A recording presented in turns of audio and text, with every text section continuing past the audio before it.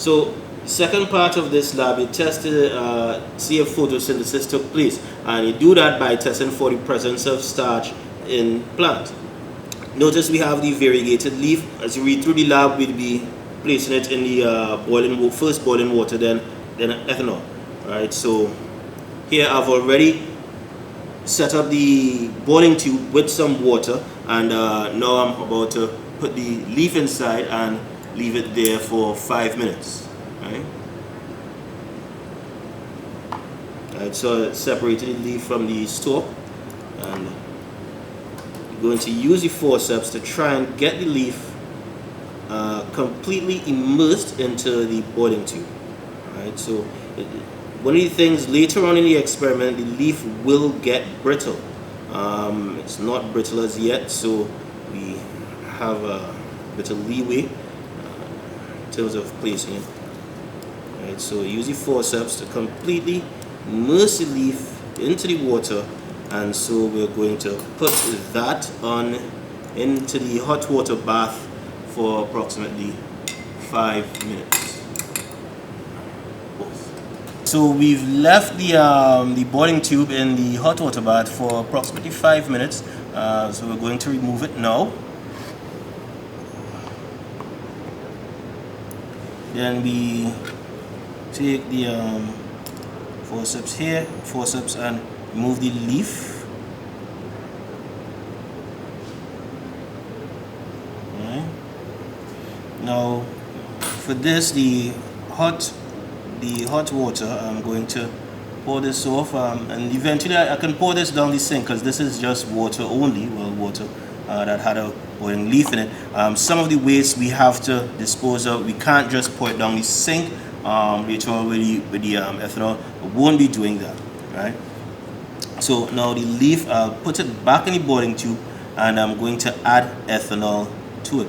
Now the thing in terms of the with ethanol, it boils at about 78 degrees Celsius, so this part of the experiment, that's a bit challenging because the ethanol will boil quite quickly. We want to leave the boiling tube in the hot water bath until the leaf gets a bit pale. So I won't add too much ethanol to the boiling tube, and put it in the hot water bath and keep monitoring it, because the ethanol will boil pretty quickly, right? So we've had the leaf boiling now. Now the key thing about this part is to try and remove as much chlorophyll as possible, and that is what boiling it in the alcohol does. The first step, which was to boil in water, was to try and get rid of the cell wall somewhat, and now to remove as much chlorophyll as possible. Now, one of the source of error in this experiment would be in terms of the type of leaf used. If it has a thicker waxy cuticle, then it's harder to remove the chlorophyll from the leaf, right? So notice we want to try and lay the leaf as flat as possible on the petri dish.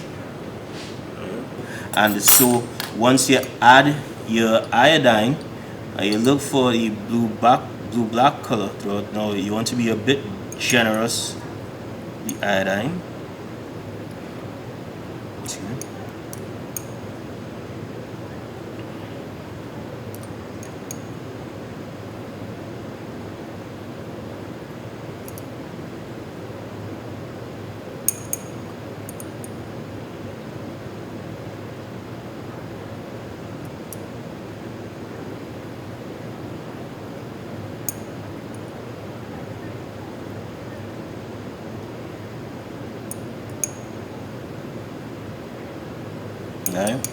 So you want to cover the leaf completely in iodine, and you let stand for a few minutes, and what you look for, sections that are blue-black. Now notice here, this part, this entire region here, you have that blue-black color occurring.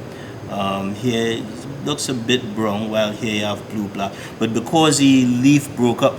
Now, and the thing about the lab, you want to compare the regions that are blue-black to the initial drawing, so that you'd see, and what should occur is that you the green parts of the leaf, and I have another leaf here, the green parts from when you would have done the drawing of the leaf, these green parts should should change to blue black, while the white parts remain light brown color. One source of error in this experiment, once the leaf gets that brittle after boiling it for a while, it's a bit sometimes depending on how you lay it flat, it's a bit difficult to differentiate between these white regions as compared to the green regions. Right? So